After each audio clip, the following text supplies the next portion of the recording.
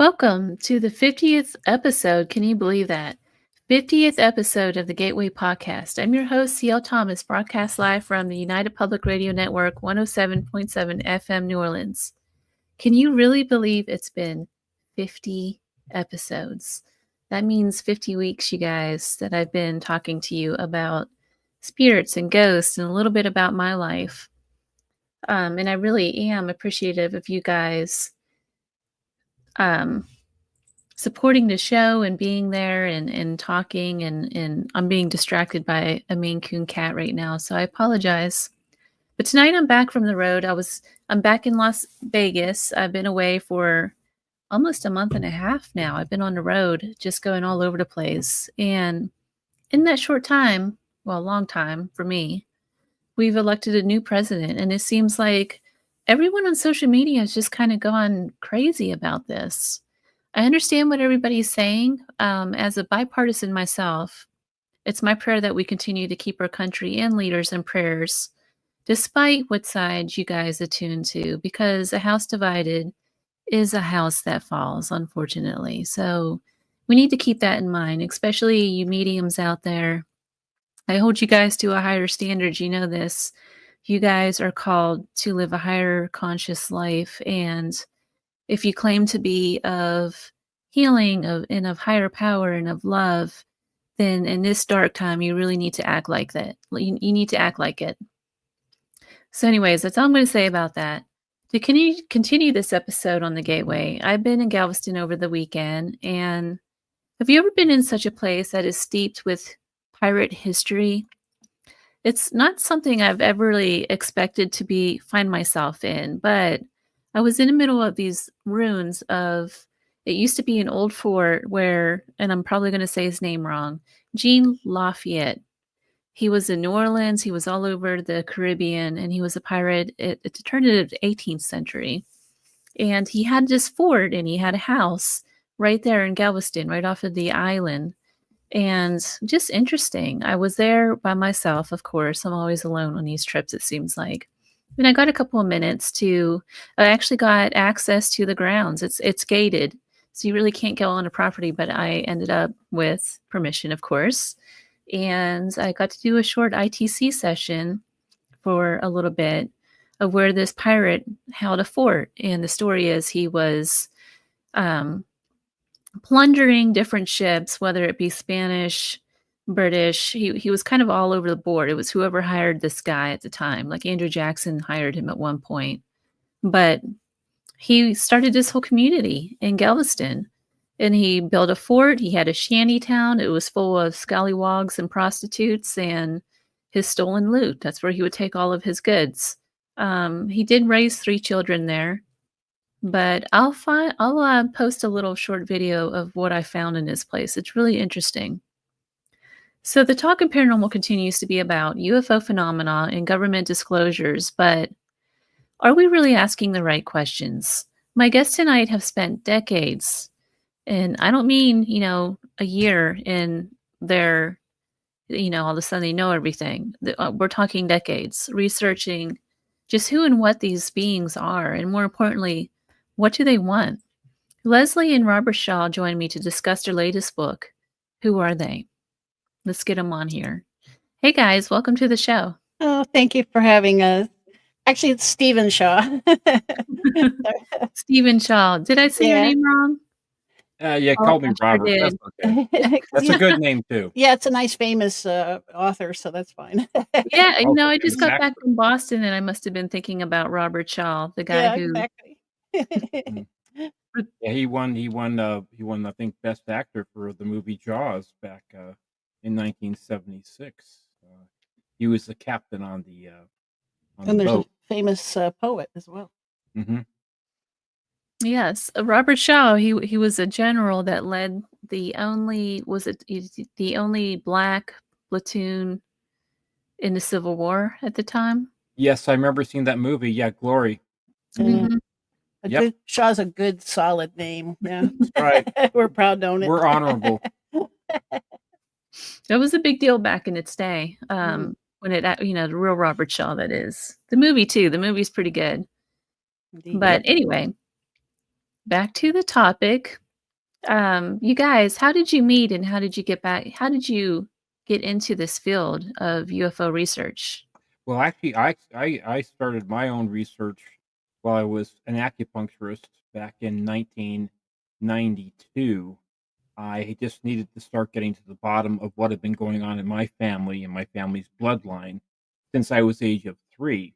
So I started that, and we met. Yeah, and I was a Tai Chi teacher, and she was one of my students. yeah, I was studying Tai Chi with him, and after we got together, we did a lot of Kundalini raising work and energy practices together. And Yeah, after I taught her the whole Tai Chi Yeah. form, yeah. Mhm. and I saw my first UFO in 2005, and I had heard Stephen's stories for a long time, and nothing had happened to me. And I'm a dutiful wife, right? I believed what he was telling me, but there was always this tiny little kernel of doubt still. And then I saw my first UFO, and I said, "We really have to write that book now." And so I started my research then, and and we worked. We did a lot of research together, and I'm a journalist by trade. I'm part time now, but so I did the majority of the writing. But Steve wrote his family's history into the book, and also we're co-researchers and co-theorists. Yes. Got it. So before we continue, is there a way that you can turn your microphone up just a little bit? Sure. How's that? Is that better? Yes, yes, much better. Okay. Yeah, can you hear me too? Yes, yes. Okay. Okay. So, Stephen, in the notes that you sent over to me, you have a lot going on with your childhood in UFOs. Can you talk a little bit of what happened and how you got into ufology? Well, actually, my first experiences started when I was 3, and this was not UFOs. It was I was told from a young child that we had a family spirit guide called Oglegli, and I was I used to be visited in the middle of the night by this invisible being, a 2-footed being that would playfully jump on my stomach and my chest. Certainly not a cat. Um, I I could tell the difference for Yeah, sure. and we don't have invisible cats. Right. So that went on, and then when I was at the age of 8, I was sleeping in a bunk bed and the top of the bunk bed, and I heard this strange noise I didn't recognize. I knew it wasn't the dog, but I still was curious. But so I got out of the bed and I was walking down the hallway, and there was a little light on the kitchen so I could see where I was going. And my heart was pounding, and I just thought, I don't know what that is, and I was really scared. So I was awake, and just before I got to the end of the hallway, I blacked out. And so the next thing I remembered, I remember being back in my bunk bed, and with no clue as far as what had happened in the living room. And then when I was 11 years old, I saw my first UFO, which was just happened to be going from north to south in the air at about 9:30 at night, and it was this large orange globe that was kind of just going slowly horizontally, then kind of stopped a bit, and then kept on moving on.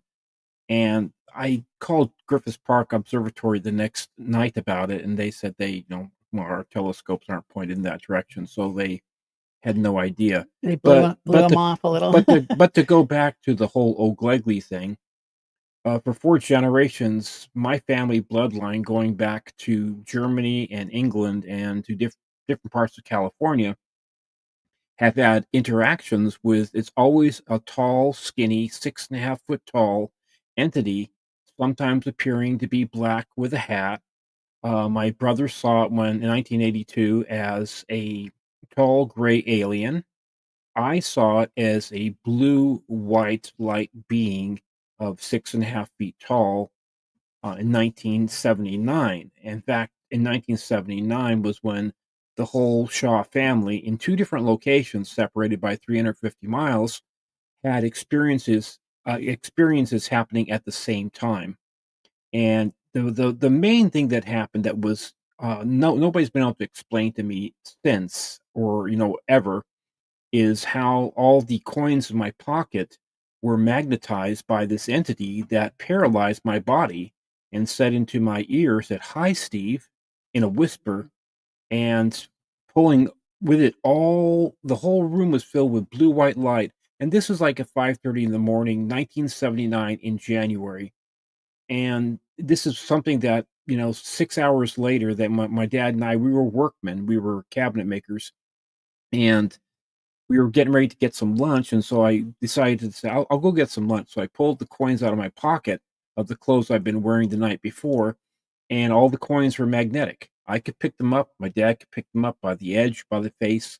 It didn't matter. They were all magnetized. The whole family had these kinds of experiences where they would see something frequently terrifying. Their heart would be pounding and they'd be frightened half to death, and then suddenly they would black out and missing time. They'd have like 2-3 hours of missing time. And this whole time we had thought that this entity, thought this entity called O'Glegley was a spirit, a family spirit, or some type of entity like that. It wasn't until we found out what my brother had seen, and also the unexplainable.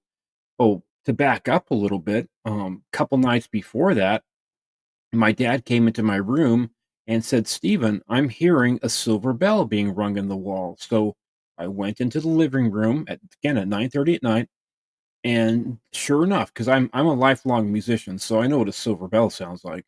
Okay, so there's like ding, ding, ding that was going off in the wall, right in where the 2x4 is, right, in the solid part of the wall. And we looked up the chimney and up the flue, and then we got my sister, who was 13 at the time, and first thing she said was, "Where's that bell coming from?"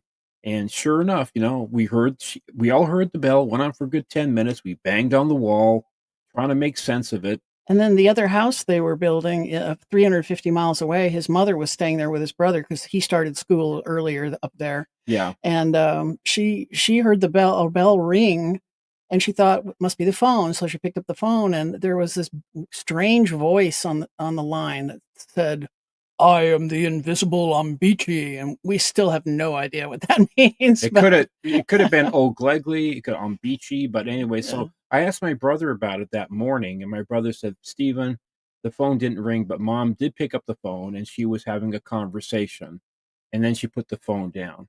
So, anyways, this was happening the exact same time that we had the silver bell happening. And So they tend to come in clusters, these events. Like his family, this one he's talking about now was a cluster of 5 things, 5 yes. nights in a row, something weird happened. Like one night, he felt this invisible being pushing his bed, and then it tapped on his shoulder 3 times. Yeah, it pushed the bed three separate times. Yeah, and then he rolls over. Always twice. Like shove from the base where my feet were, because I was sleeping on the bottom of the bunk bed at that point in my life. My brother was up north with my mom in the house that we were building, and so yeah, that one night that happened before, the night before my coins were magnetized, that was the night where it was shoved twice, 3 different times, and then I was tapped on the shoulder on my right deltoid, just like somebody with an index finger was tapping my shoulder lightly. But you could definitely tell I was being tapped, and Again, he blacked out, right? and I blacked out when I The turned energy around. wasn't focused on just one person, and it wasn't related to just one property. It seemed like it was Right. your entire family. It moved from countries, several countries too. Germany and England, and then California. We've recently discovered that, I mean, we've known it for years, that there's some sort of a psychic connection to the UFO phenomenon, because Stephen's family are very, very psychic people. Mhm.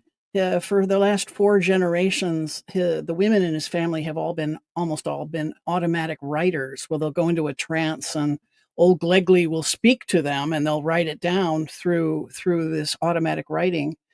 And so Is your family known, or is your family known mediums?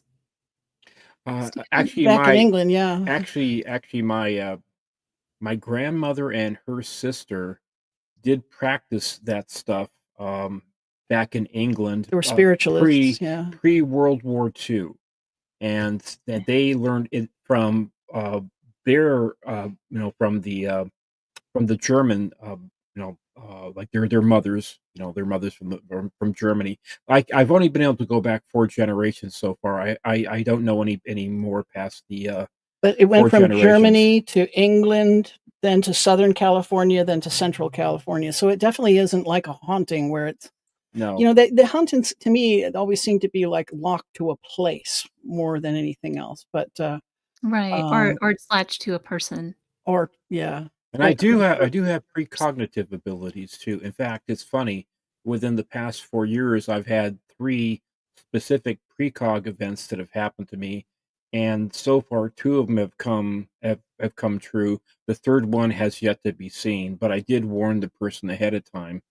So I don't know why now, when at the age of 64 in my 60s, why I'm having more precog. it's Uh, just normal for his family, I think, because he reads my mind constantly. And then recently we read Luis Elizondo's book. He's the fellow that released the the Go Fast gimbal and Yeah. the puck. he released this very important story to the New York Times in 2017, and the 3 now famous videos. And he wrote a book recently, and when we read the book, he said that the U.S. government did MRI tests and PET scans on the brains of abductees and discovered that they have the same kind of brains that people with ESP have And remote viewers. and remote viewers. So definitely is a There's psychic connection. a region of the brain that crosses over the the corpus callosum, which is the dividing line between both of the hemispheres of the brain. It's called the parahippocampal gyrus, for a fancy term out there, but it is larger and more developed in people that have the ability to have ESP and psychic abilities. In fact, he devoted a whole 6 pages in his book Imminent, talking about how he was trained by the U.S. government how to do remote viewing, and he said that it is something that you have to be taught how to do. And funnily enough, after he started doing it, started getting to be pretty good at it, these orbs started showing up outside of his house at nighttime, and it kind of freaked he and his wife out. It's interesting to see how the U.S. government has actually put serious money Mhm. into remote viewing because they see it as being a real phenomena. So that's why the Yeah. There's a paranormal, program out there, the Gateway program. The Gateway yeah, program, yes. there, Yeah. And yes, we know from that program, some of the people that became remote viewers for the program actually ended up with gray aliens in their bedrooms. So I think what happens is that they can tune in to the psychic abilities of the people that they're near or around, and they can, like, I have a lot of reports of UFOs. They're cruising along, right? And someone will see it and they'll think to themselves, "Oh my God, there's a UFO." And then the UFO stops in its tracks and turns towards them and starts coming towards them.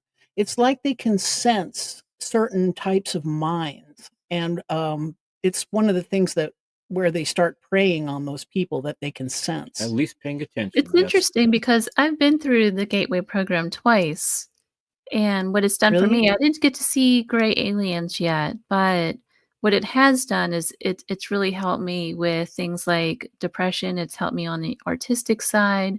Wow. It's helped me with mediumship quite a bit. It's opened like an entire door of spiritualism for me that it was there in the past, but not quite like it is now, if that makes Mhm, mhm. And that makes absolute sense. Exactly. It's like what we see, for instance, telepathy. Telepathy is almost like, in a way, like thinking of the appendix. It's something that was much more important in the past and was much more developed, and now it's kind of just it's just kind of just Vestigial, you know. it's vestigial, but it's something that we have the ability to use. In fact, telepathy is the most effective way of communicating. And We think that it used to be a human characteristic that we have let atrophy in ourselves, but our we call them cousins because we think that the people flying the UFOs are actually related to that's humans. what we have found. Yes, Yes. that's our theories. It's interesting. And so it hasn't atrophied in them. They've kept it as a, And a skill. there's a So they're reason more for that. pure, in other words, and more spiritual than we are. Yeah, Is that there's a what you're reason saying? for it. It happened 12,850 years ago, Yeah. plus or minus Oh, 10 years. So what's interesting about what you just said about your experiences growing up, it seems like you have, a conglomerate of different energy activity in your house. You have the time lapse, you have the UFO sightings, you have the orbs, you have almost like the Hat Man figure. And then you have these series, these clusters of threes of activity that happens almost like a poltergeist. But then when you take in the factor number three, that's associated a lot with like demonic and negative entities out there in those yeah, kinds. the Hat Man thing has nothing to do with it. Well, My I don't know. uncle, He's been seen my wearing a hat. I've never seen Old Ugly wearing a hat. His uncle did, though. My uncle did, whose life was saved in Ceylon, which is now Sri Lanka. He was in the Royal Air Force post World War II, and he was a British guy, grew up in northern England, and he'd heard about Old Ugly from his wife and his mother-in-law, and his last name was Griffiths. His first name was Doug. So anyway, he was about 22 years old, and he was awakened in the middle of the night he was on his cot in this outdoor tent that they would be a multi-man tent. It would be about like 40 men in a tent. When I was in the military for 6 years, we would have 40 men in the tent. So that scanned, right for me. So anyways, he was awakened by this tall, skinny, black entity that happened to be wearing a hat. He called it a red fez. Okay. And this entity said, Douglas, you have to get up and leave right now. There's a raiding party coming and you will be killed. He got up out of his cot and the entity just was gone. But he'd heard about Old Glegley, so he paid attention and he got out of the tent. And sure enough, a minute or two later, a raiding party came through, a very short period of time. And they had machetes and guns and they killed several of the officers. So my uncle relayed this story to me when I was a young man, maybe 14, 15. And I took it seriously because he was a very serious man. He was also very wealthy. We think And that they prey on the family and so I was also protect the family. right. They pray and they protect. So, anyways, when his daughter became of age to be able to drive a car, he bought her a Triumph, an English Triumph, a white Triumph. I always remember this because the license plate was O'Glegley. Yeah, it's like he was thanking him, sort of, for saving his life. That's right. When we first started researching the the abduction phenomenon, at first we thought what the theories at the time were that the aliens are just curious about us. They just want to take a cross sampling of samples, no big deal. But then as we researched it, it didn't take long to find out that that was not what was happening. They tend to find a family line, a genetic line of people that meet their criteria, and they will take those people again and again and again, and then they'll start taking their children and their grandchildren. And they assign like a alien handler per family, and we think Old Glegley happens to be the Shaw family handler. And like I say, he both protects and preys upon the family. Mm-hmm. Now, when you say he preys upon you, what exactly do you mean? What Well, are there some the examples? taken thing where they're abducting the kids. Missing time. In other words, for instance, like Yeah. taking my DNA, took my brother's DNA. And from women they take yeah eggs, and men they take sperm. such as exactly. Yeah. The whole anal probe thing we think is just that they're accessing the prostate directly. I have no idea about that, but I just know that Yeah. and that in 1979, the last thing that happened was the final night. My dad had been a cop in England from 52 to 56, and he was also in the RAF. So anyway, after the night when my coins were magnetized, he awoke in the middle of the night and he saw this wall of blue-white light coming out of my bedroom, just encompassing the whole doorway. And he was just getting, kind of tired and upset about this thing. And what's all this then? That type of British cop would say, right? So he was getting out of bed to go see what the heck was going on, and this voice inside his head said, "Jeffrey, just go back to sleep. No problem. Nothing to see here. Everything's fine. Everything's fine." And that's exactly what he did. He told me about it at breakfast time. Although, And I have no memory of that at all. I have no memory of anybody coming into my room. My dad saw it. I have no idea. I could have been taken. I could have been, he probably was. probably was like my brother. So. But they always return you guys, right? So you don't far, yes. So far, yeah. We think they do sometimes take people though and don't put them back. And there's especially around the national forests. Yes, such that's as, a big one. All those people that end up missing, they think that they're being abducted somewhere. Mm-hmm. It's become very common. There's one or two gentlemen that have been doing a study on that, and it's not just due to cougars and bears or like people being murdered or being kidnapped. It's just there are numerous tales actually of hikers that are hiking together and somebody's a few feet ahead of them or a couple hundred feet ahead of them, and they just vanish. Okay. And Alaska, over the last 30 years, the state of Alaska has 16,000 missing persons.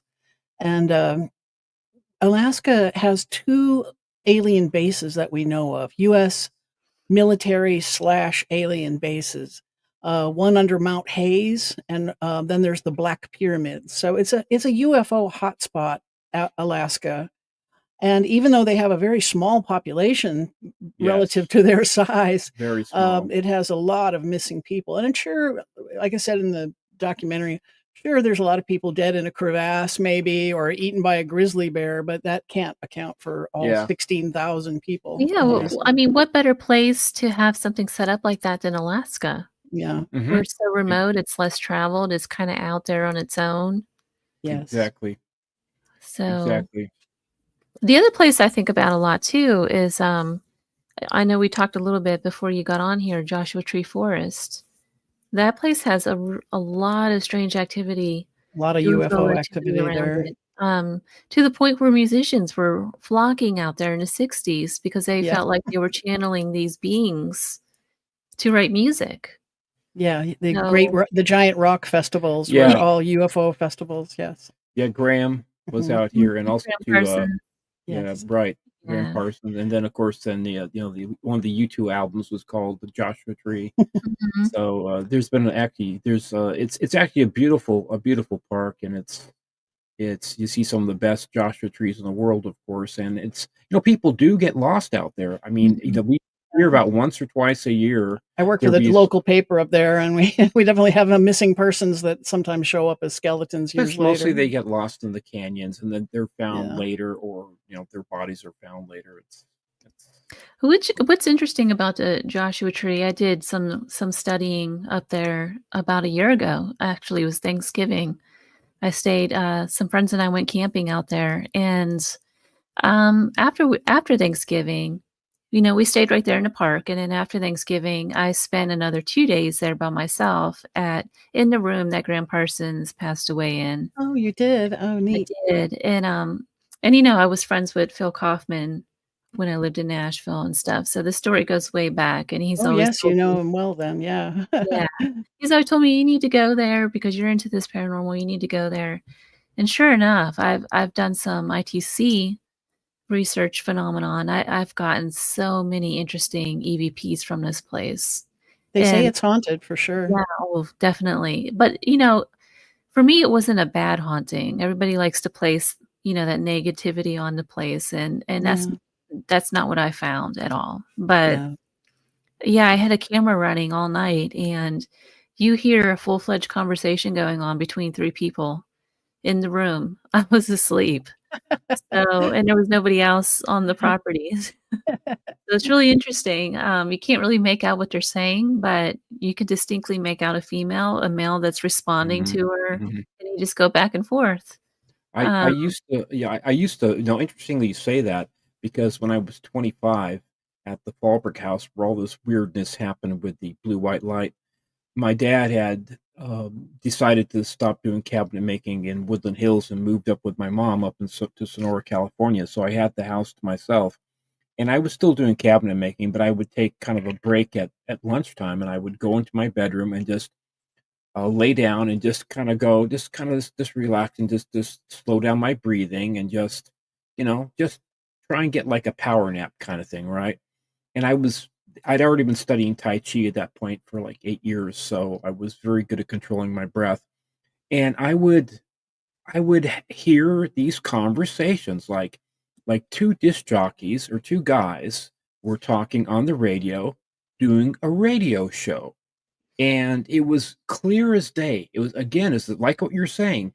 You can hear them talking, but you can't quite make Mhm. out what they're actually saying, but you know that it's English, but you can't quite make it out. So the Right. first time it happened to me, I got up out of my bed and I thought it was my neighbor Harold. I thought, why does he have the radio playing so loud? This is 1985, right? And so I said, what the heck, Harold? And so I got up out of bed and there's nothing. He's not playing anything. There's no TV on in my house, so I went back to, trying not off again, and the same thing happened. We both experienced clairaudience, Yeah, especially when after we got together. Stephen was a Tai Chi master by then, and which is a moving meditation, and in any kind of meditation, it opens the chakras. So he started having he would spontaneously astral project, and he would hear into the astral realm a lot. frequently. And then I started doing the practices too, and it started happening to me as well. So it's just a birthright that humanity has that we just don't exercise very Right. much. I think anybody can open their chakras enough and make themselves more psychic. It helps if you start early, for instance, and also too, like certain medications will certainly, block that off. And come from a really psychic family, Stephen. That Yes, helped a lot. yes, that helps too. Yes, my mom knew. My mom picked me up. I very clearly. She picked me up when I was 9 years old in 1969. She picked me up from elementary school, and she was bawling. And I said, "Mommy, what's wrong?" She said, "My mom just died. She just fell down some stairs and she died." I said, "Well, how do you know that? She's in England. We're here in California, right?" So, well, I got this feeling and I had the automatic write and I wrote this down and I was told that she fell down some cobblestone stairs and she died because she fractured her hip and she died.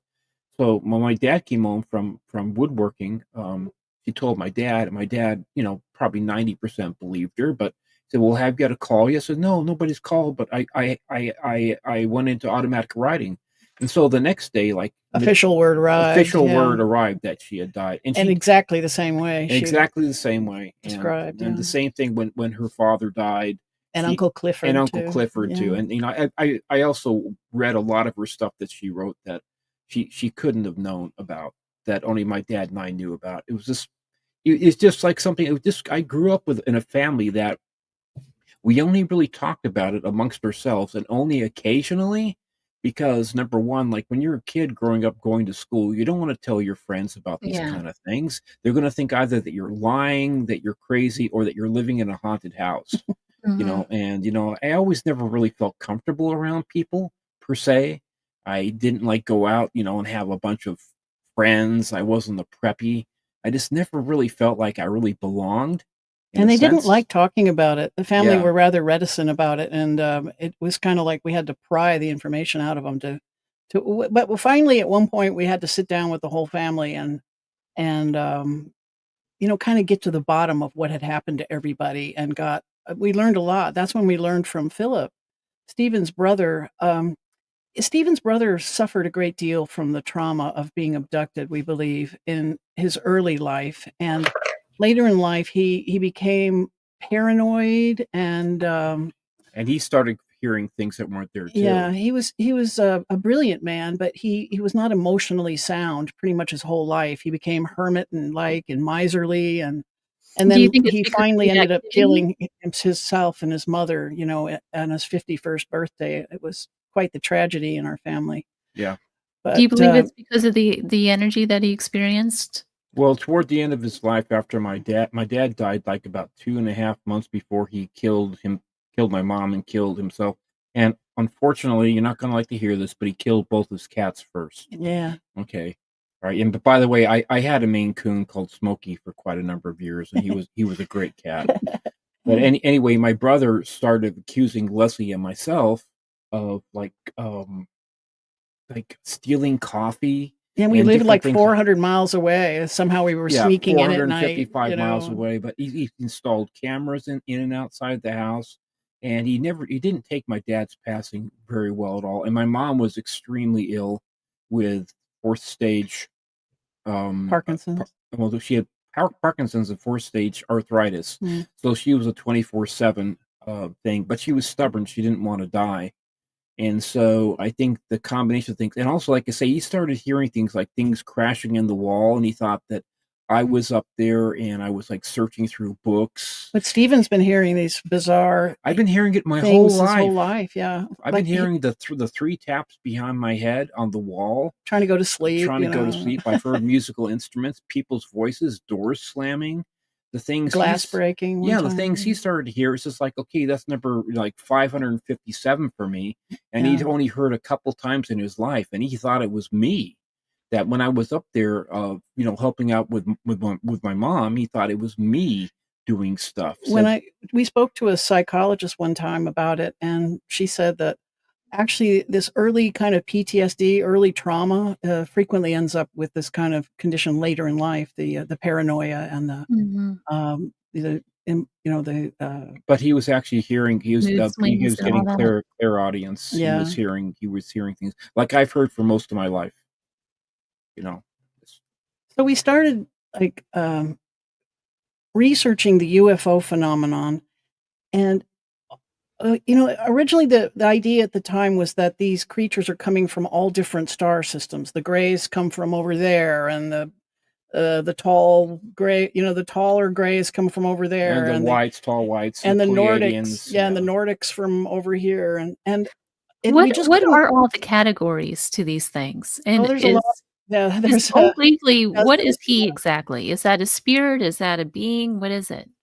As far as we can tell, the vast majority of them are corporeal bipedal beings. Yeah, bipedal hominids. I've been to some seminars where there's some really wild stuff going around that is so much in my opinion, it is complete hogwash and disinformation. I mean, I'm sure that there are highly developed, spiritual beings that, let's say, for instance, that are a million years ahead of us. But that's not what we're dealing with here. I certainly do not discount the spiritual world at all.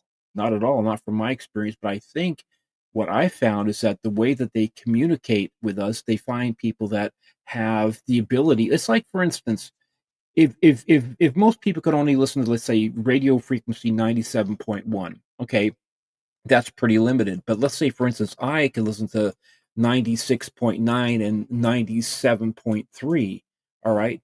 And also I can slow my brain waves down to like about 4 to 6 cycles per second. That is the way, because they are telepathic.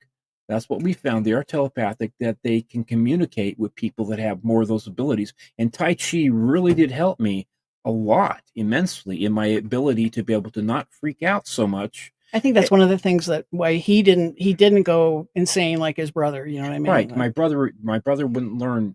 I tried to teach my parents and my brother Tai Chi, and of course, it's like, like if your husband's a doctor, or you're, like a doctor going to another doctor. The doctors make the worst patients. So, but to get into our theory, theory a little bit about, because that's what we promise in our book, right? It's who they are and what they're up to. So to explain who they are, we started researching, like I said, and that they come from all different places, all these different types, but we couldn't make that fit our UFO data. We had thousands of reports of UFOs being launched from Earth, from out of lakes, out of the ocean, up out of volcanoes, out of the side of mountains, out of ridges, out of mesas, again and again and again. We keep hearing like a duck blind would open up on a mountain, and UFOs would shoot in and out of it, and then it would close back up again. Is it like they live in the earth? Yes, we think so. Yeah, the American Indians, especially Native Indians, call them the Anunnaki. Some call them Anunnaki or ant people. Yeah, and they call them Star Brothers, but they do say that they come from underground. And then there was the Admiral Byrd data. She's asking a question. Did you ask a question? Me? No. Yeah. Okay, go ahead. Not yet, but I do have a question. Sorry. Then there's the Admiral Byrd data. Most people have heard about his diary that where he flew his plane into an under the ice sheet world that opened up, and but most people don't know about the attack of Operation High Jump. When Admiral Well, let me back up. Hitler in the late 30s, 1930s, had his U-boats combing the coast of Antarctica, and nobody could figure out why. And then one of the U-boat captains was quoted in the press as saying, "I have found a paradise under the ice for mein Führer." And then Hitler sent tons of equipment there, ships and engineers and mining equipment and personnel all down into Antarctica. And so after the war, the U.S. intelligence service surmised that there was a base, a Nazi base, somewhere under the ice sheet of Antarctica. And they sent Admiral Byrd with this armada down to Antarctica, essentially with the mission was to destroy this base. But what happened was, and we get this from a Russian intelligence report from 1947, but these flying saucers rose up out of the ocean, attacked the armada, shot some ray at it, and sank one of the ships and downed half of his aircraft. And then Operation High Jump essentially turned tail and ran back to Argentina. 2 months after only 2 months, and the operation was scheduled for 6 months. So we know that part for sure, that it terminated in only 2 months. And we know that he spoke with the Argentinian press saying that we've come across an enemy that has the ability to fly from pole to pole in a matter of seconds. Yes. And so we think that what happened is that after he got his butt kicked by the flying saucers, Admiral Byrd did not want to go back to Washington and tell the president that I have no idea who these people are or what they are, but they kicked our ass. So we think he flew his ship into this hole in the Antarctic ice sheet, which we have since learned is a real thing. That there's a big no-fly zone in Antarctica, which I think is strange anyway, right? Like, why? Who cares if people fly over the wasteland that is the ice sheet, But they do. They have this enormous no-fly zone, and this one pilot and his crew had a medical emergency, and they decided to break the rule and fly over anyway because this person needed medical care so quickly. And so, in fact, and they ended up dying. But while he was flying over the ice sheet, he spotted an enormous hole in the ice sheet with like a ramp going down into it. And he said it was big enough, like a football field. You could easily fly a plane into this hole.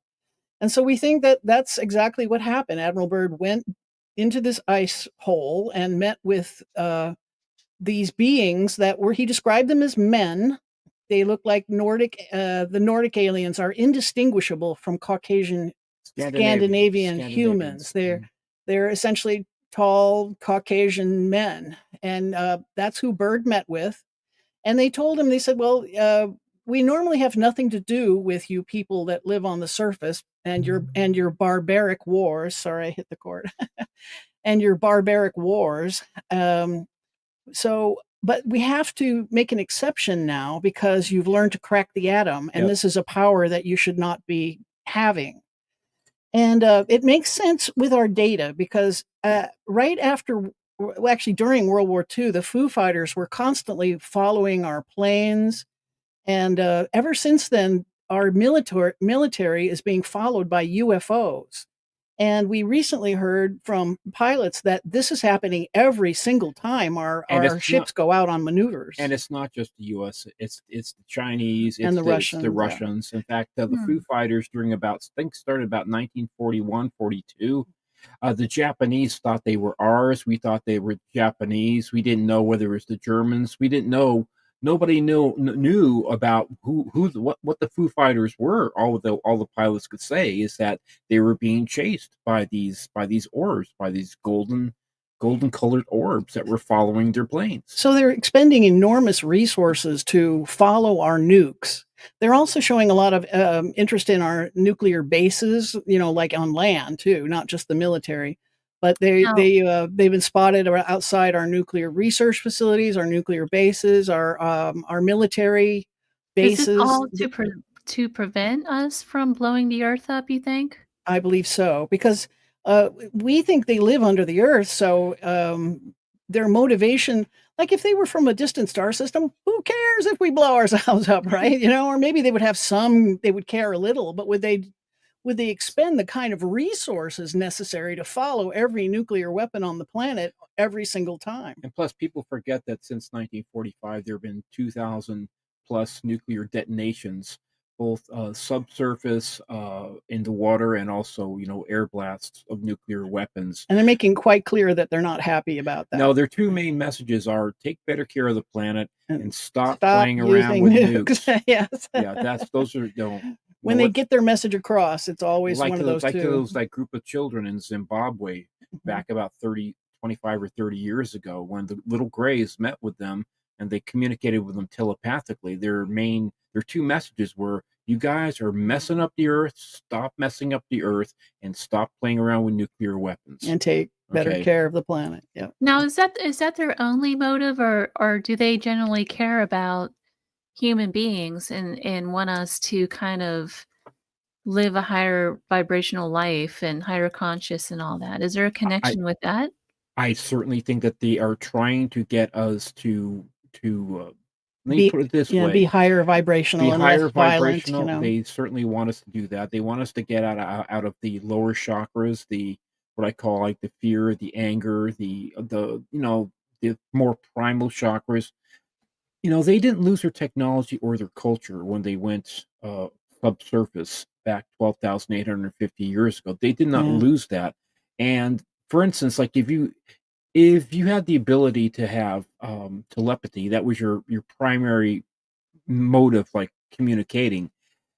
With telepathy, it's a lot harder to lie to a person, because if they can read your mind, I can read your mind, and that kind of thing. So it would be a very different society than ours. Definitely, yeah, it's definitely a much different society, not based upon greed and avarice and the 7 deadly sins, or at least not as much. And lies. And I think they naturally find us abhorrent, because partly they can't understand us, because we are just so prone to violence and other things. The human brain can do so much more than we're using it for, and they have a much higher capability of using it. What I can see is basically for more good. And we think they met with Eisenhower. We know that our government became aware of these beings. In 1941, there was another crash ship, kind of like Roswell, but this time they managed to scoop up all the evidence and secret it over at the Wright-Patterson Air Force Base without the media circus that became the Roswell incident. So we know that they know about them from then, at least, maybe before too, but we know at least by then they certainly were aware of them. And then Admiral Byrd came back to Washington and was debriefed and muzzled for the rest of his life. He never spoke another word about it, except that this diary was discovered posthumously by his son amongst his personal effects. Well, that's just it. Why is the government so keen on covering all of this up, especially in today's day and age? Yeah. Well, there's a lot of reasons for that. We think there's a lot of reasons. Like they would have to, first of all, they would have to admit that they're not in charge. And the USA, I think, likes to pretend that they're in charge, of the world. Also, we think that the War of the Worlds thing that Orson Welles did, 1938. He did this program on the radio where it was, it was the War of the Worlds story that the Martians had invaded, and people who tuned in late and didn't realize that it was just a radio show thought it was real, and the panic that ensued, I think it caused the government to rethink the ability to let us ever know. Also, we think Eisenhower struck a deal with them to get, well, this meeting, he met with the Nordic aliens, the ones that look exactly like humans, and they they wanted us to give up our nukes, and obviously they didn't get what they wanted. But what they did the deal they did make was that Eisenhower and we would keep their secret for in exchange for some of their technology. And it was the beginning of the Cold War, right? So making sure we could stay ahead of Russia was really on their minds, of course, at that time. And now they can't really tell us the truth because they've been lying to us for 80 years. If these beings look like us so much, well, I guess the Caucasians, do they walk amongst us? Yes. Yes, we believe so. That we think that's what the breeding program is all about. About 10% of abductees are women who are taken and impregnated, and then 4 months later they're taken again, and the fetus is stolen. And Stephen, you said like with the ultrasound, they've been actually able to prove that this is They're really always happening. the fetuses are always extracted about at the 5 centimeter size, which is about the size of a baseball. And we know now from ultrasound, because with technology and whatnot, that the doctors are saying, and this happens to some of these women 2, 3, and 4 times in their lifetime, that the Oh, doctor says, wow. yes, you were pregnant. Yes, the fetus was developing, but now it looks like you were never pregnant at all. Because when they Okay. when they steal the fetus, they also take all the placenta intact, which of course does not happen in a miscarriage. Rather, Mhm. the tissue is left inside the womb until the doctors clear it out. Lock, stock, and barrel. Yeah. So it looks like they was just scraped clean, and Well, actually, not even scraped clean. It's just basically just gone. There's no evidence of any scar tissue. It's Yeah, I was just just gonna ask that. taken Wouldn't there be away. some kind yeah, of scar tissue left over? No, it's all gone. no. It's empty. Yeah. Scar tissue would be indicative of a not a miscarriage, but a what do they call it? An abortion. An abortion. Yeah. Why am I blanking on that? Yeah. Yeah. But then sometimes years later, the women are taken again and introduced to their hybrid alien offspring that are able to communicate with them, and they make it clear that you're my real mommy kind of thing. And we think that I mean, what would the point of a breeding program be, right? Except possibly infiltration Or reintroduction. or possibly reintegration at some point. We think they're trying to change us slowly from the inside out, so to speak. Interesting. Yeah, but the development, the problem is, I know I've said this before, and it's not completely true, or well, not completely correct, but I think that they weren't expecting us to be 8 billion people so quickly. Yeah. I think that, we do have problems in that way. Yes. And we are we all know that we're putting a tremendous strain on the environment. And, if we're cohabitating, which we see, and what we totally found from our research, that our cousins, as we call them, are not happy with what we're doing. Yeah. Okay. They can see the future as far as what's going to be happening, and it doesn't look good. Okay. We got to do something, and we cannot be behaving the way we've been behaving. And they actually explained to Bird why they are taking people. Maybe is they said, we're going to protect the flower of your race from complete annihilation. And we think that's how they're doing it. We think they're actually taking people, and protecting the And race from annihilation. and what we've also found too is that they actually still need us. We think so, Especially we think, yes. cow mutilations, for instance. Why would light beings be so interested in all, exsanguinating a cow, thousands and thousands of cows, and all the domesticated animals of man? What would be the need for them to have cow blood and cow eyes and cow tongues and Yeah, and, and and sex organs? it's interesting you mentioned that too, because these mutilations, from what I've read, they take the organs and they're like clean cuts and stuff. They just Yes. Surgically take the precise organs cuts, cauterizing as they go, which is something we can't yes, do. as if We they're think gonna that put them sorry, somewhere else, we maybe think that grow when them they in a went dish or something. underground I'm sorry, darling. You were saying? It's almost as if they were putting them in some sort of scientific lab in a dish or something to try to grow them, similar to what we're doing with um, genetics right now.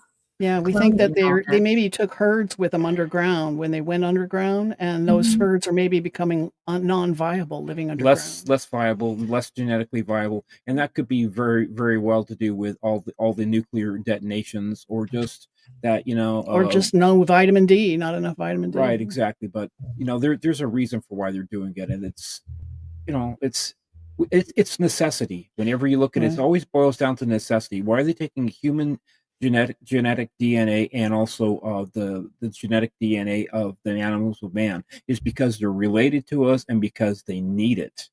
We're, Okay. we're not the only people to have a theory about them actually being a branch of humanity. We call it a breakaway branch of humanity. But we are the only ones that I know of to attribute the cause of the schism in our Genetic lines. races, our populations, to the Great Flood. I studied the Great Flood in college, and one of the things that we think happened is that 13,000 years ago, there were some advanced civilizations on the planet that spotted the Younger Dryas comet coming. The Younger Dryas comet struck the Lake Superior area 12,850 years ago, and it's responsible for the miniature extinction event, North America. We lost the Clovis people all at once, and we lost the woolly mammoth and the mastodon. The large animals of the plains seem to have all been wiped out. The stilt bear, the American horse and camel, a bunch of other animals were all wiped out at the same time. And now we know the cause. For years, people didn't know why, but the Younger Dryas comet has finally been correctly dated to 12,850 years ago. So we Hmm. think that someone on this planet, like all the flood myths, there's like 1,200 separate flood myths on the planet from 1,200 separate cultures, all with a flood myth, a Noah's Ark story in their ancient lore. And they all start the same way almost, where somebody warns them that a flood is coming. God warns them, or God, an emissary of God, or a disembodied voice warns the people that a terrible flood is coming and you'd better build an ark or you better go underground. So we think that's kind of what happened. They saw this comet coming, and the people in the know started building these underground cities to retreat to. And then after the comet struck, the climate upheavals were so drastic for 1,000 years you couldn't grow crops in the northern hemisphere. It's very difficult, especially, yeah. So we had the few surface survivors had to resort to being hunter gatherers again just to survive. Hmm. And most of the flood myths end the same way too, where mankind is almost wiped out, where we're sinking into barbarity and cannibalism, and it looks like the surface people are going to finally die out. Then a Well, god or a god's emissary shows up and civilizes the people, brings back animal husbandry Medicine and mathematics. essentially the trappings of civilization given back to them, and then they disappear again. Leslie, we are just about out of time already. Can you believe that? We are at the end of the Yeah, hour. that's fine. We managed to get the most of the theory out A there. little I bit, know. yeah. Yeah. I wanted to talk more about giants too, and we just didn't get to it tonight in the Shoot, yeah. Anunnaki. But listen, where can people find your book? It's on Amazon and Ingram, and again, the name is Who They Are and What They're Up To. And we have a wonderful documentary out called on YouTube called Who They Are. It was done by Jeremy Norrie and Jay Horton. They're Sky Island Storytelling. It's already had 381,000 1,000 views. views. Yeah, we're thrilled with the So it's response. kind of really cool. So Nice. people can get more of the theory there. And Right. and we also have an Instagram page at leslie.shaw.author. And we'd love to hear from people. If you have experiences you want to share, just DM us there. All right. Well, you guys, thank you so much for taking the time to come on the show tonight. And thank you And for listen, having I'm us. going to have you guys back on And we'll do like an entire show just on one theory, because I think we could fill up the hour on just one theory. Okay. I think so too. Okay. You've been listening to The Gateway, your portal to the unexplained, the mystical, and the otherworldly, broadcast live from United Public Radio 107.7 FM New Orleans. I'm your host, C.L. Thomas, and I will be back next week for a whole new show. Stay tuned.